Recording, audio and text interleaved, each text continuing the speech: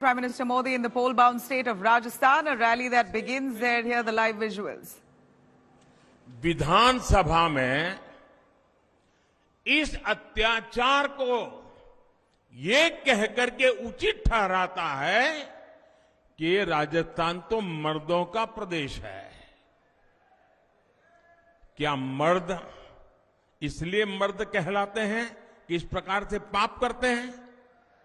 ये मर्दों का अपमान है कि नहीं है? ये मर्दों का अपमान है कि नहीं है? अरे राजस्थान के मर्द बहन बेटियों की इज्जत के लिए अपना सर कटवा सकते हैं। ये मर्द होते हैं राजस्थान। और तुम्हारे मंत्री खुलेआम कह दे कि तुम मर्दों का प्रदेश है तो फिर महिलाओं के साथ आपको शोभा देता है क्या? और इतना ही नहीं, उस मंत्री के पास शायद कई लाल डायरिया छिपी हुई है, इसलिए ऐसे मंत्री को भी टिकट दे दिया। इसका मतलब ये हुआ कि महिलाओं पर अत्याचार और जुल्म करने वालों को कांग्रेस की दिल्ली सरकार भी, कांग्रेस के दिल्ली के कारनामे करने वाले लोग भी, कांग्रेस के दिल्ली में बैठे हुए सारे बाजीगर भी ये जादूगर की हर बात मानने लग गए हैं। और इसलिए कांग्रेस और इसके घमंडिया साथियों की मानसिकता एक जैसी है, महिला विरोधी है। मैं राजस्थान की हर बहन बेटी को कहूंगा, आपको राजस्थान से कांग्रेस को साफ करने के बाद ही चैन से बैठना है। कांग्रेस के लोग सिर्फ एक परिवार के बारे में सोचते हैं। भाजपा के लिए आप सभी हमारा परिवार है। भाजपा का निरंतर प्रयास है कि हर परिवार की बचत को कैसे बढ़ाया जाए। आप याद कीजिए, कांग्रेस की सरकार जब थी तब 2 लाख रुपए तक की इनकम पर भी टैक्स लगता था। यहां के लोग तो बराबर व्यापार दुनिया से जुड़े हुए हैं।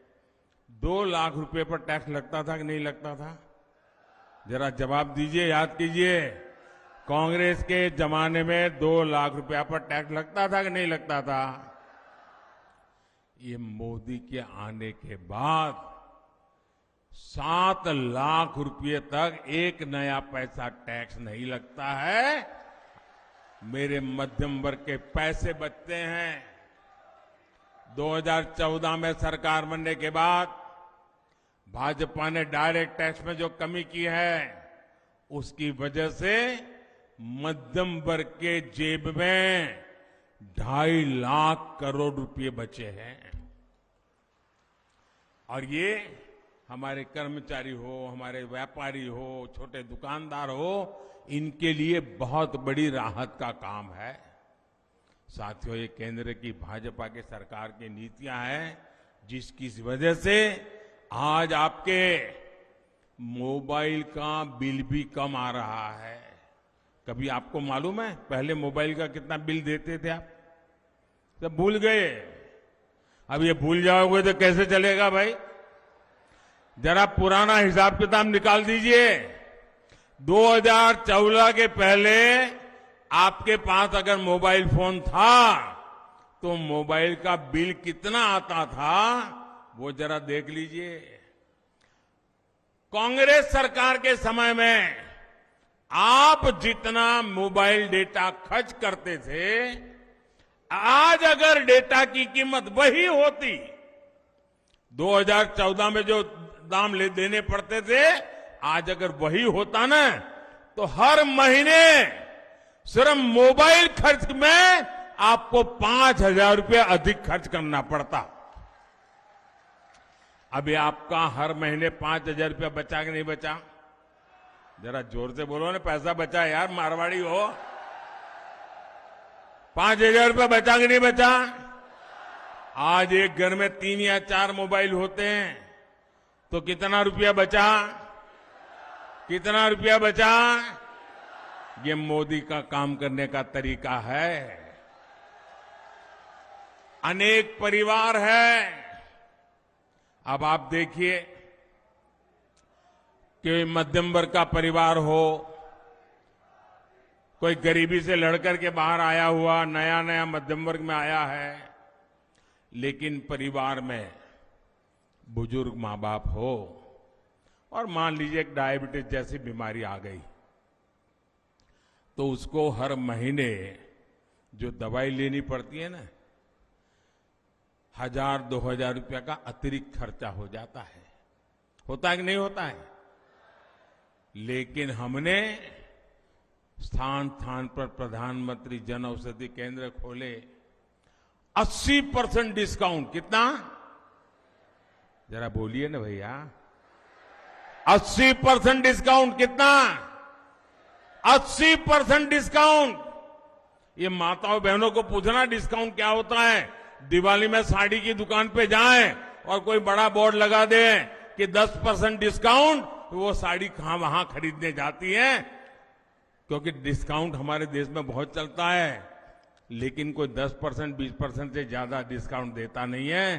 ये आपका बेटा दवाइयों में 80% डिस्काउंट, ताकि मध्यम वर्ग के परिवार में डायबिटीज की दवाई लानी पड़े तो जो दवाई उसको 2000 रुपये में लानी पड़ती थी, वो उसको 10% 20% में मिल जाती है भाई। उसका 80% पैसा बच जाता है। मेरे परिवारजनों, कोरोना का ही संकट काल में दुनिया का सबसे बड़ा मुफ्त राशन देने का अभियान हमने शुरू किया। आप जानते हैं कितनी भयंकर बीमारी आई थी, मौत मंडरा रहा था। दुनिया भर में अस्पतालों से खबरें, मतलब डेड बॉडी के ढेर दिखाई देते थे। पूरे देश चारों तरफ मौत का आतंक छाया हुआ था कि नहीं था? कोविड ने डरा दिया था कि नहीं डरा दिया था?